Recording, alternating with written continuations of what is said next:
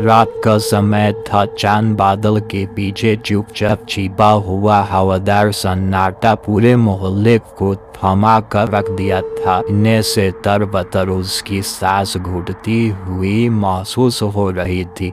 उसने आंखों से देखा, कमरे का दरवाज़ा कभी खुलने की आवाज़ आई थी पर कोई दिखा नहीं। उस शाम से उसके सपने बदल गए थे। हर रात वही चुड़ैल, लंबे बाल, सूखे चेहरे की झुर्रियाँ, खाली सूनी आंखों से आती थी। मीरा चीखना चाहती थी लेकिन आवाज़ नहीं निकलती। वह हाथ बढ़ाती पर भाग नहीं पाती। हर सपने के अंतर में चुड़ैल कहानी। हेमराज, तूने मुझे देखा है कल रात चुपचाप दरवाजे से। मीरा ने तय किया कि ये सिर्फ सपनों का खेल नहीं है, बल्कि चुड़ैल सचमुच उसकी जिंदगी में आई है। वह अंजलि के पास गई, जो छोटे बड़े तांत्रिक ग्रंथों की काटा करती है। अंजलि ने कहा कि चुड़ैल प्रेत आत्मा है, किसी पुराने कनेक्शन वाली, शायद मीरा की पूर्व जन्म की कहानी से जुड़ी हो। अंजलि की खोज शुरू हुई पुराने मंदिरों, गांव की कहानियों, मीरा की जन्म स्थल की कहानियों में, और उन्हें पता चला कि मीरा का जन्म उसी इलाके में हुआ है जहां सैकड़ों साल पहले एक औरत मरी थी, जिसे चुड़ैल होने का आरोप लगाकर जला दिया गया था।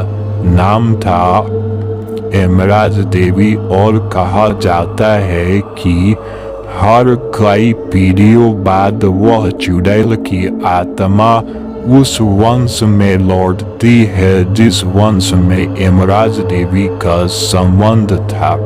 मीरा की जिंदगी में हेमराज नाम का उपयोग उसी एक बच्चे के रूप में यह आया। स्कूल में हेमराज नाम की टीचर थी। उसने उसे डांटा था, भीड़ में बुलाया था, लेकिन वह टिक नहीं पाएगी कि कैसे हेमराज ने मेमोरी में आया।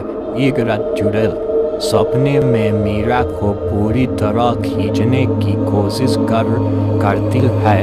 कमरे में दरवाजे को जोर जोर से ठोकती है। दीवार से खून जैसी बूंदें टपक रही है। मीरा जगाती नहीं है, वह सपने में फंसी होती है। लेकिन इस बार भौतिक दुनिया में भी कुछ बदलता है। कमरे की दीवारें कांपने लगती है, खिड़की टूटती है, छाया सी हाथ दर्पण से बाहर निकलने की कोशिश कर रही है। मीरा चीखती है लेकिन आवाज नहीं निकलती। अंजलि वो पहुंचती है उसी समय। कुछ पुराने मंत्रों और तेल से खंडित पूजा के लिए हो जाती है। हेमराज, मैं जानती हूँ तो कौन है, तू मीरा की जुड़ी हुई आत्मा है। हेमराज देवी की आत्मा पर तू बदला लेना भूल गई है। तू सिर्फ डर पैदा करती है। पर क्यों? अंजलि चिल्लाती है।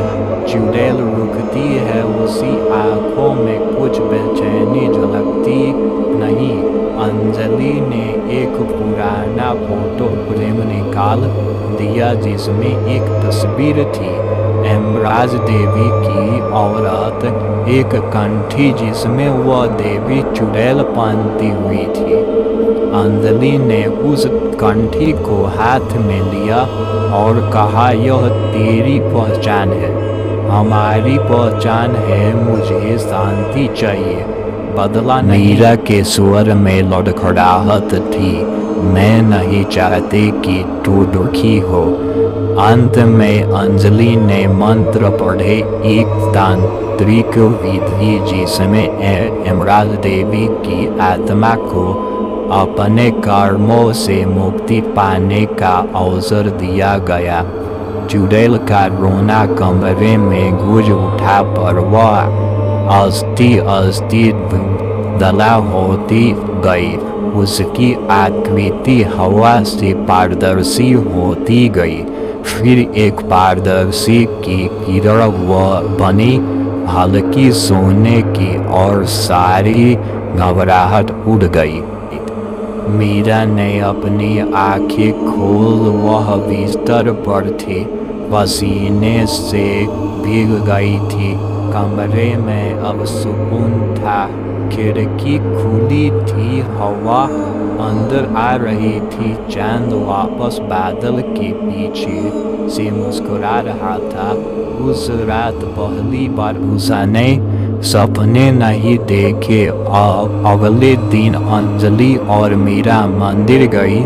यमराज देवी के पुराने मंदिर को पुनर्स्थापित करने के लिए पूजा समारोह किया गया।